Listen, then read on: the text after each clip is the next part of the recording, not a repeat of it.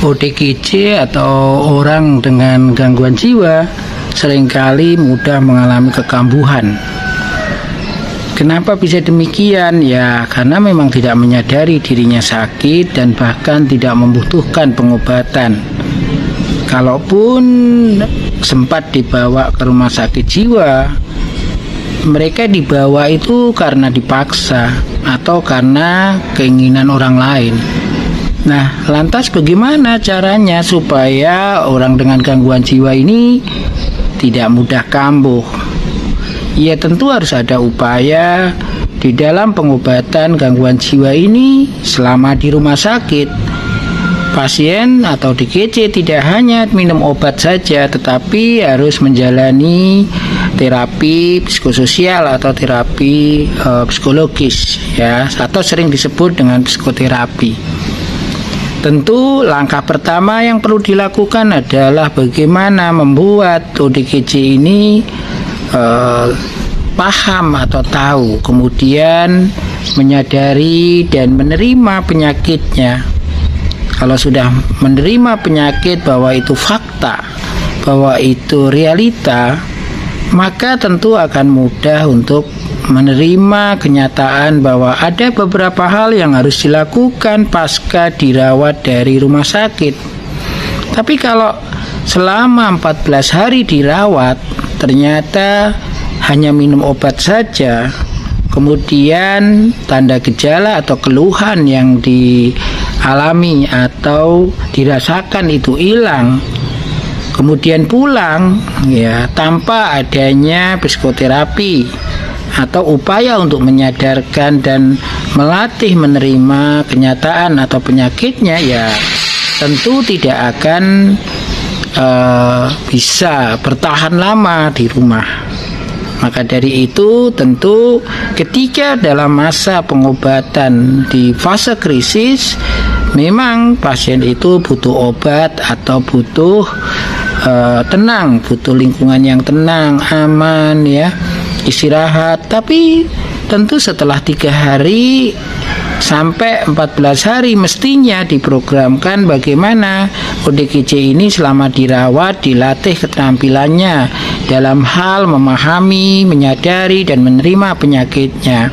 Setelah itu diajari bagaimana melatih diri mengatasi keluhan.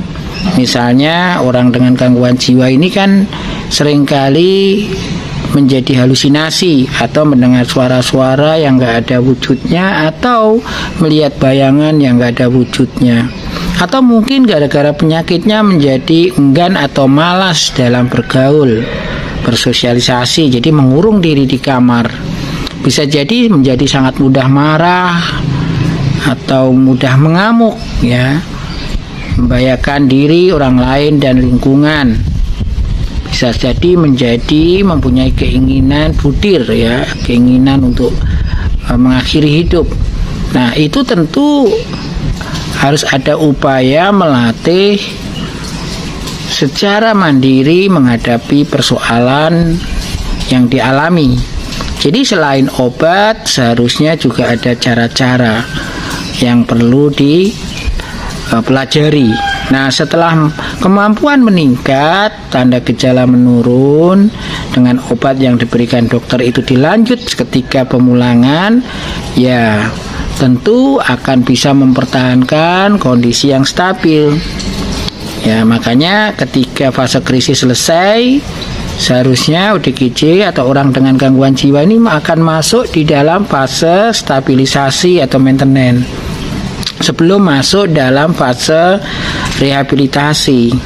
Tapi persoalannya adalah ketika 14 hari dirawat, ODGJ ini tidak sempat belajar mengenali, menyadari, dan menerima penyakitnya, apalagi sampai membuat komitmen untuk sembuh. Sehingga walaupun ODGJ ini mungkin sempat dilatih keterampilan mengatasi masalah, karena tidak menyadari dirinya sakit, hanya untuk mempertahankan minum obat saja, itu tidak dilakukan dengan alasan ngerasa sudah sembuh, obatnya bikin kepercayaan dirinya menurun karena nafsu makannya meningkat sehingga makannya banyak dan gemuk, akhirnya memutuskan untuk berhenti minum obat. Mungkin saja selama sebulan itu tidak mengalami masalah yang berarti, tapi begitu ada ketidaknyamanan, ada pikiran-pikiran yang mengganggu, sehingga akhirnya menjadi khawatir, cemas, gak bisa tidur, akhirnya halusinasinya muncul lagi. Nah, itu yang semestinya harus disadari bahwa obat itu sangatlah penting. Kalaupun ada keluhan-keluhan terkait efek samping, itu ya harus diterima. Tentu ketika obatnya rutin, lama-lama juga akan berkurang dosisnya. Ya, tentu untuk mengurangi dosis obat ini perlu adanya latihan. Kalau sudah bisa mengatasi masalah atau gejala yang dialami yang membuat masuk rumah sakit jiwa, tentu obat ini juga akan dikurangi dosisnya, asalkan ODGJ ini sudah mulai bisa latihan untuk bagaimana mengontrol ya halusinasinya, mengontrol marahnya, mengontrol